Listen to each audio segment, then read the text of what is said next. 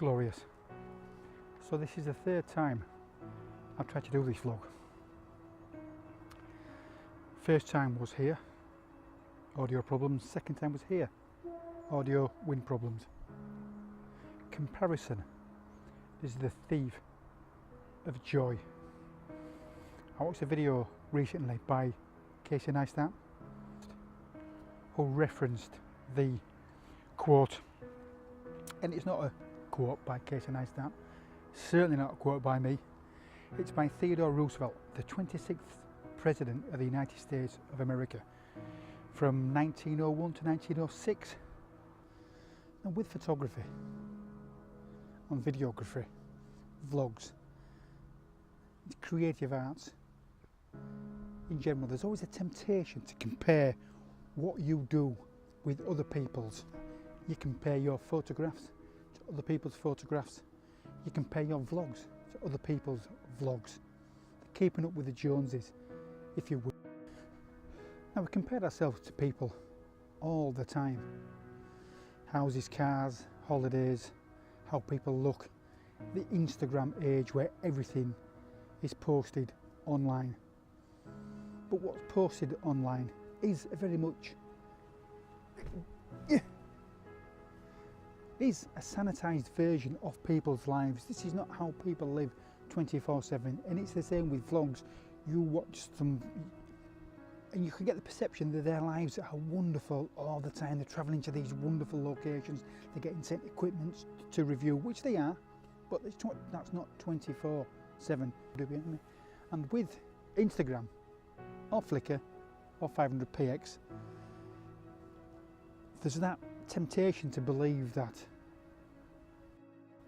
what you're seeing is a factual account of people's lives, and specifically to photographs.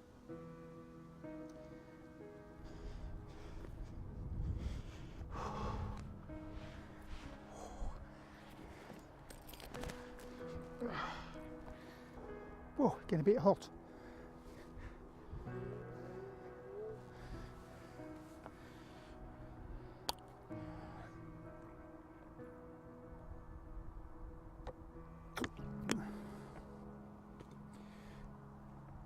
If you take Instagram, for example, you could be fooled into believing that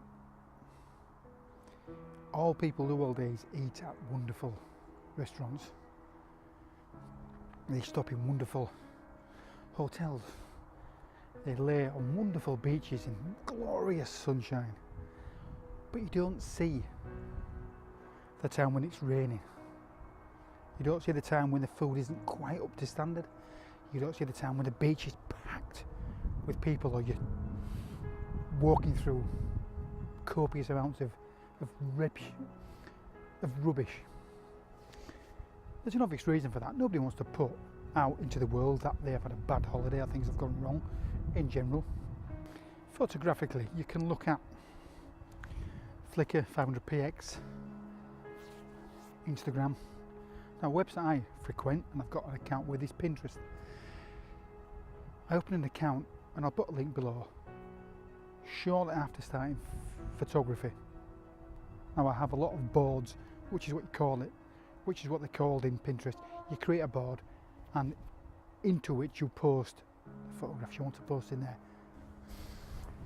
So Pinterest, if you haven't got a Pinterest account, I would advise you to get one, just so you can collect boards of your favourite photographs, your favourite photographers, your favourite genres, your favourite techniques. Now, one mistake I made, and I believe it is a mistake, when I started photography, as I said, I opened a Pinterest account, nobody around me, and I'd create boards. I'd go out to take a photograph. I would try to emulate the greats, which is a mistake in itself, which could be a mistake in itself. I'd come back, Michael Kenny for example, I did some photographs of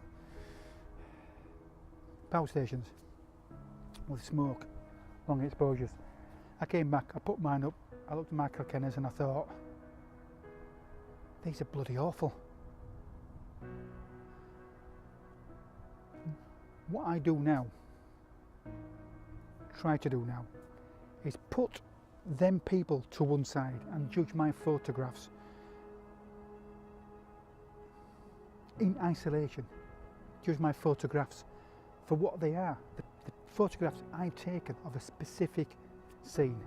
Michael Kenner is head and shoulders above me. I will never be as good as Michael Kenner. I accept that. Now, one thing I'm not saying in reference to Flickr, 500px, Pinterest, YouTube, Facebook, Vimeo, all these sites, is that photographs on there are great. They're not. Some are awful. But the person who put them photographs on there thought they were good. And that's all that matters, essentially. Unless you're a professional photographer and your clients think these are bloody awful, then you're in trouble. But you have to gauge what you photograph and what you produce against what your clients want. But for my audience of 205, thank you.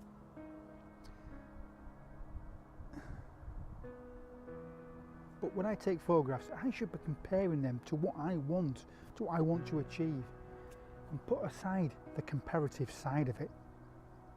And that is easier said than done, because we all do want to get better. The only comparison you should make is with yourself.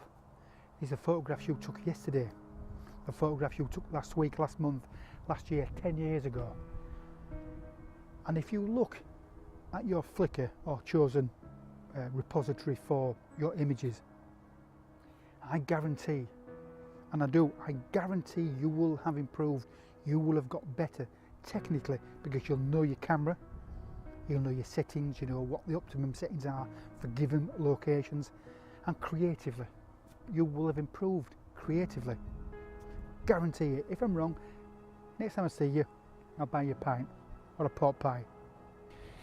So comparison is a thief of joy. I also found a quote by John Acuff. Double check his name. Yes, I have got the script. John Acuff, and I'm going to read it because I want to get it right. Don't compare your beginning to somebody else's middle.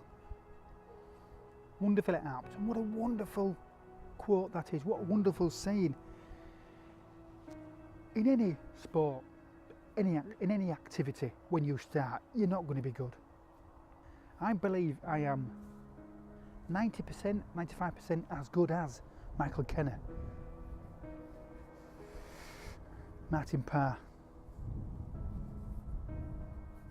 Ansel Adams, but it's that extra 5 or 10% that most people won't be able to get to be included.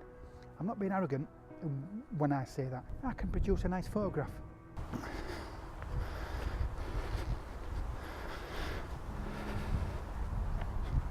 I guess it really does boil down to what you produce. Are you happy with what you produce? If you are, get in. That feeling you get, that feeling I get when you get home at any given point, that when you get home you input your photographs and you go, oh, wow, yes, get in, you do a fist bump because you've got the photograph you wanted. It's an immensely wonderful feeling. It's relaxing, it's invigorating, it's what spurs you on. If you come back and day after day after day after day you produce what you think is inferior, is not very good, in isolation, not comparing yourself to your friend, your favourite photographer, a billboard photograph you've seen, but what you produce, because that's the important part for an amateur photographer. Are you happy with what you photograph? Now, I'm not saying you shouldn't look at the people's art. You should read poetry, read books, documentaries, look at photographs, listen to people who know and people who are good at what they do and at what you're trying to achieve. But don't compare yourself to what they produce, compare yourself to yourself. And one thing I'm very keen to do is talk to people, go on photography meets, and I will be on the next Landscape Photography on YouTube UK's meet. It's all about expanding and improving your creativity, improving your technical abilities. Comparison is the thief of joy. Don't be too hard on yourself. Give yourself a well done. give yourself a pat on the back. It's not about ego, it's about saying well done. You got up this morning at 3 o'clock in the morning. You travelled 100 miles. You arrived in the dark. You set up your camera. You surveyed the scene, you set your camera settings. You chose your moment. You chose your moment and bang. You got the photograph. You got home, you looked at it and you went, well done, well done. It's not about ego, but there's nothing that will spur you on more than a keeper. As I've mentioned before, if I get one keeper from a weekend away, I am more than happy. I really am. And that is important. Really is. Well done. And if you don't get the keeper, you've had a good time away. And providing you learn why you didn't get the photograph, next time you'll get the photograph. To illustrate the point of learning from what we do, learning from our mistakes and learning from our inexperience, I'll pop one of the first photographs I took on screen now. Taken with my D3000 about 7 or 8 years ago, and I'll put one of my more recent photographs. The first one, I like it, I don't mind it. It's an awful photograph, don't get me wrong, but it's where I was. And the photograph at the end is where I am now. I'm not where I want to be, but I'm getting there. And ultimately, enjoy your photography, because that's what will keep me going back time and time and time again. So for now, see ya.